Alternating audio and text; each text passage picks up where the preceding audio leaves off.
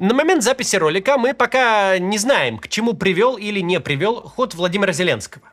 Напомню, он предложил ввести режим прекращения огня, вступающий в силу в ночь с 5 на 6 мая. У предложенного перемирия нет конечной даты. Зеленский заявил, что ВСУ будут действовать зеркально, в зависимости от решений, принятых в Кремле. И потому все зависит только от Путина. Решит ли он прекратить огонь? Если да, то до какого числа? Можно ведь заморозить войну навсегда. Эта опция по-прежнему лежит у Путина на столе. Между тем, накануне предложенного Зеленским перемирия Россия оказалась под комбинированным ударом украинских дронов и ракет. И если приграничные регионы страны и так не выпадают из военных сводок почти никогда, то ракетная опасность в Ханты-Мансийском автономном округе – это абсолютная новость даже по меркам 4 военных лет. Это более 2000 километров от украинской границы. Начиная войну, Путин говорил о подлетном времени ракет от Харькова до Москвы. Теперь же время стоит считать и до Сургута. Особенно тяжело пришлось Чувашии и ее столице Чебоксарам. В Чувашской республике ракеты и дроны поразили как военные предприятия, так и жилые дома.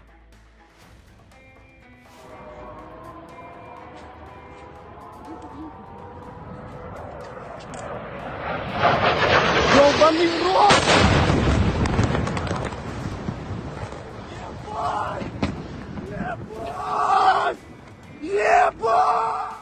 По словам местного губернатора, повреждения получили 28 многоквартирных домов, где суммарно проживают 8,5 тысяч человек. 2 гражданских погибли, 34 получили ранения. В Чебоксарах было остановлено движение всего общественного транспорта. На фоне этого множатся слухи, что зашаталось кресло под главой наиболее опасного из российских регионов – Белгородской области. А Зеленский тем временем преспокойно слетал в Армению, союзницу России по ОДКБ, где расположена крупнейшая российская военная база за рубежом. Обсудим эти и другие события. Сегодня будет такой вот новостной ролик. Пройдемся сразу по нескольким темам. Только перед тем, как перейдем к обсуждению, хочу у вас кое-что спросить. У меня есть мысль начать вести еженедельную колонку в каком-нибудь западном издании, американском или европейском. Мы будем брать один или несколько роликов и превращать их в статью или писать самостоятельный материал, а потом уже из него ролик делать. Язык не так важен. Главное, чтобы это было известное СМИ. Мне кажется, что на Западе ситуацию в России не до конца представляют или не очень хорошо представляют. Поэтому такая колонка имеет смысл. Иностранные зрители ведь не очень-то могут смотреть этот YouTube. Конечно, есть субтитры, но читать их не так просто. Колонка же позволит распространить ту информацию, которую мы здесь с вами обсуждаем, и довести ее до западной аудитории, а может до кого-то и принимающего решения. Вы знаете качество моего контента, поэтому хочу спросить у вас, куда бы мне эту колонку писать? Я уверен, что среди моих зрителей есть и работники разных изданий, и их подписчики. Так что, если у вас есть идеи или связи с редакциями, или, может быть, вы знаете, как выстроить диалог с редакцией известного западного издания, напишите нам на почту, которую мы оставили в описании.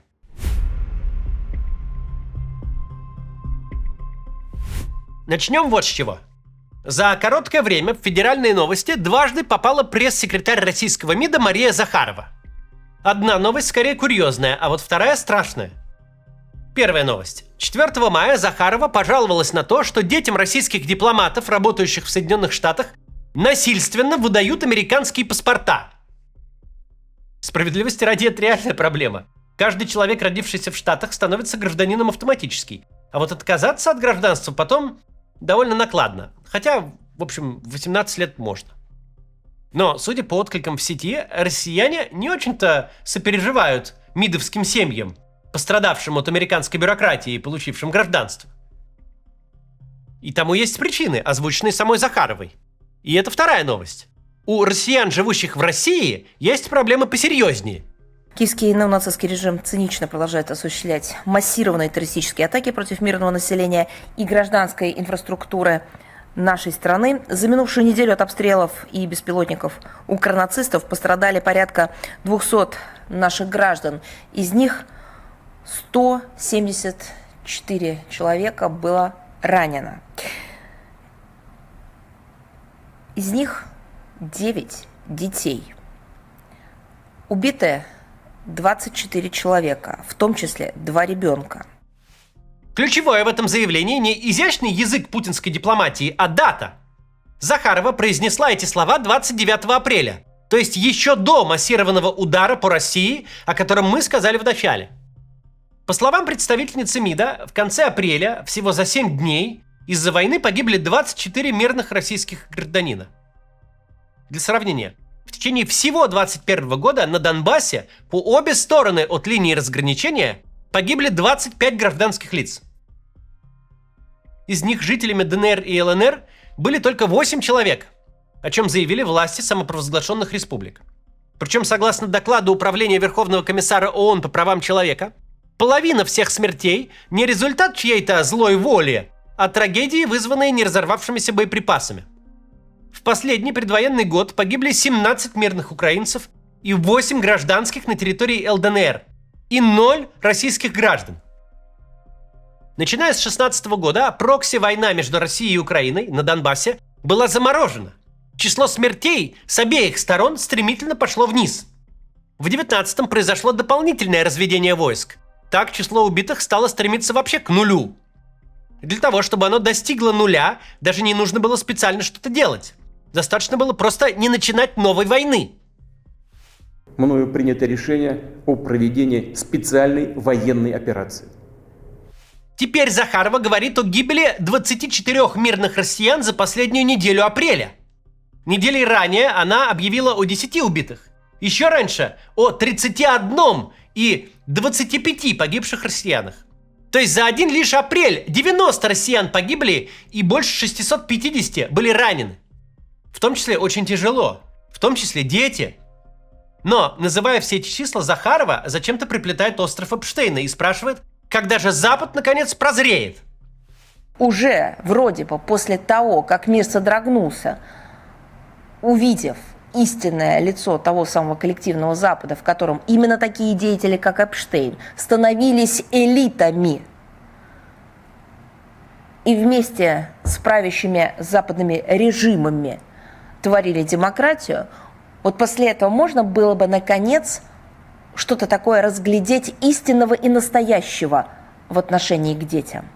Но 11 несовершеннолетних, пострадавших от террористических ударов киевского режима только за одну неделю, может быть, этого хотя бы сейчас уже достаточно для того, чтобы Запад прозрел.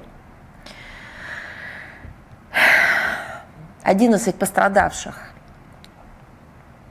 а среди них 3 детей, которые погибли. Важно тут заметить, что в нынешнем году был только один день, на Пасху, когда российские ракеты и дроны не убивали украинских граждан в их собственных домах.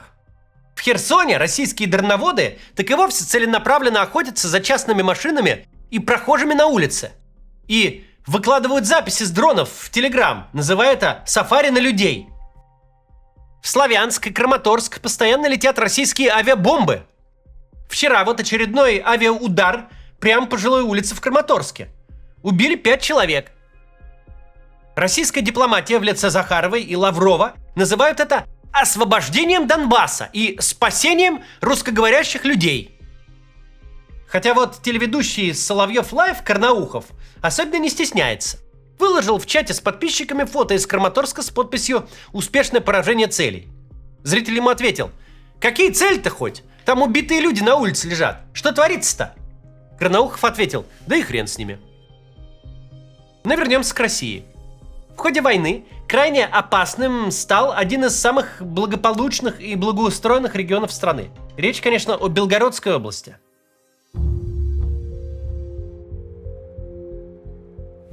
Возглавляет область губернатор Вячеслав Гладков. Было время, когда мы его критиковали, даже за некоторые еще предвоенные решения. Например, за сворачивание успешной транспортной реформы. И за то, что с приходом команды Гладкова в Белгороде вместо многолетников стали высаживать одноразовые клумбы.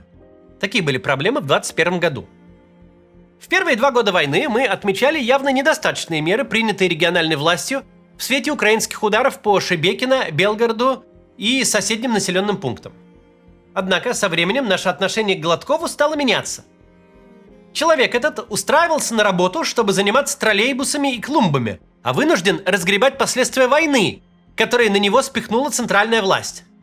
На губернаторов взвалили максимальную ответственность при минимальных бюджетах и почти отсутствующей политической субъектности. И Гладков в течение войны сориентировался. Стал делать, пожалуй, все, что в его незавидном положении сделать в принципе можно. Но тут-то и выяснилось, что невозможно одновременно соблюдать и интересы жителей региона, и быть абсолютно лояльным начальству. К примеру, для наиболее эффективного ведения боевых действий необходимо, чтобы военная техника стояла там, где это удобно военным, а не там, где безопаснее для местных жителей. Но в этом году Гладков пошел на практически отчаянно смелый шаг. В некоторых районах Белгородской области он прямым поручением запретил размещать российские войска и даже делать остановки вблизи социальных объектов и магазинов. Остановка военного транспорта около социальных и коммерческих объектов в 15-километровой зоне. Недопустимая история. Недопустимая.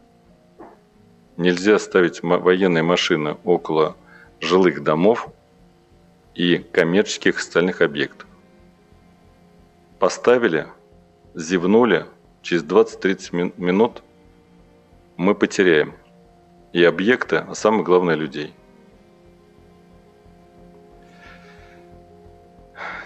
Белгородский губернатор также вступил в конфликт с так называемым волонтерским движением.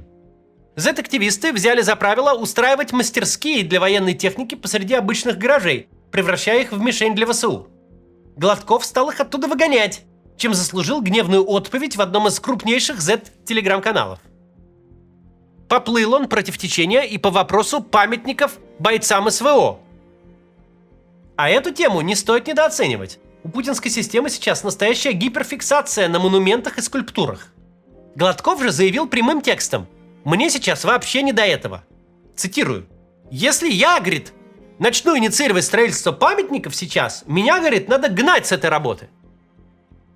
В интересах Владимира Путина, как он сам их видит, удушение интернета и наиболее качественных мессенджеров. В интересах жителей приграничья стабильная связь. Для них это буквально вопрос физического выживания. Гладков выступил против отключения интернета и блокировки Телеграма. Он публично признал, что мессенджер Макс не может заменить Телеграм, поскольку у него не работают пуш-уведомления. А значит, граждане не смогут получить срочное предупреждение об опасности и вовремя спрятаться в убежище. Иными словами, губернатор признал, что политика Кремля приводит к трагедиям, которых можно избежать. Кроме того, он признал справедливым призыв судить Роскомнадзор. В одном из обращений Гладков рассказал историю, как один из местных жителей отказался подвозить его на своей машине. Может показаться, что такая история говорит о непопулярности губернатора, но тут все сложнее. Давайте посмотрим. Если честно, мне показалось, что есть какая-то внутренняя обида к власти, или областной, или местной, поэтому обязательно, Олег Александрович, попрошу съездить, поговорить, в чем, что мы не доделали, в чем внутреннее неудовлетворение действиями власти. Мы всегда делали это и стараемся делать с максимальным вниманием к нашим жителям, несмотря от сложной ситуации. Поэтому постараемся разобраться. Если действительно есть хотя бы малейшая проблема, которую мы можем решить, конечно, мы постараемся это сделать. Гладков констатирует обиду местных жителей на власть, в самом широком смысле слова. И при этом демонстрирует, что он в постоянном контакте с людьми, иначе не возникло бы ситуации, чтобы он попросил кого-то из граждан его подвезти. В целом это производит впечатление, что губернатор с белгородцами находятся в одной лодке. Создавать такое впечатление – это и безо всякой войны нормальная часть работы регионального политика. Но с точки зрения Путина такое поведение преступно. Напомним, Сергей Фургал своими высокими рейтингами и манерой постоянно ездить по региону и напрямую общаться с людьми заработал 25 лет колонии строгого режима. Потому что никто не имеет права быть популярнее Путина и смотреться выигрышно на фоне президента, засевшего в личном бункере. Аресту Фургала предшествовали слухи. Хабаровчане даже запустили петиции в его поддержку еще до ареста. Теперь аналогичные слухи идут и насчет Гладкова. Правда, они существуют в двух вариантах. Согласно одним, губернатора посадят, а по другим не посадят, но пошлют послом в непризнанную Абхазию. Это по факту мягкая форма политической ссылки. Прямо сейчас Гладков не исполняет свои обязанности, поскольку находится в отпуске. Он ушел на 2 недели 16 апреля, а 4 мая продлил отпуск еще на 2. согласно официальной версии, по состоянию здоровья. Будем следить, выйдет ли Гладков из отпуска. И, если выйдет, то куда именно.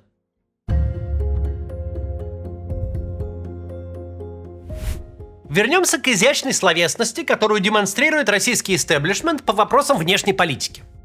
Мы уже сказали о визите украинского президента в Армению. И вот как встречу лидеров двух стран прокомментировал Дмитрий Медведев. Сегодня в Ереване два безмозглых русофоба, которые отлично говорят на русском, беседовали на плохом английском из-за своей ущербности. Хотя, вполне вероятно, это было под камеру, а потом они чесали языками на привычном им великом и могучем. Вообще нет ни одной причины, чтобы в Ереване слова Медведева не были восприняты как официальная позиция Москвы. Автор поста все-таки не фрик какой-то из подворотни.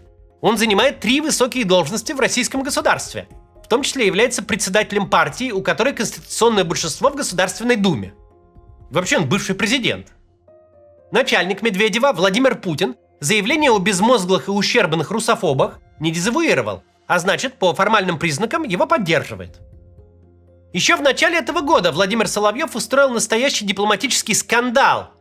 В одной из своих программ он стал рассуждать о новой специальной военной операции против Армении.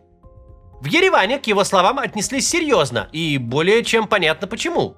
Соловьев – это не физлицо с частным мнением, не мелкий националист, а первое лицо путинской пропаганды. Армения при этом одно из последних государств на планете, которое можно назвать настоящим российским союзником, при условии, что мы не ставим знак равенства между Россией и Путиным. В критический момент Армения приняла множество российских граждан и продолжает это делать. Манера армянских пограничников приветствовать россиян как своих личных гостей уже превратилась в мем. На официальных правительственных сайтах вся информация дублируется на русском языке. Въехать туда можно по внутреннему российскому паспорту. А премьер-министр Армении Никол Пашинян регулярно демонстрирует свою любовь к русскому року и русскоязычной эстраде.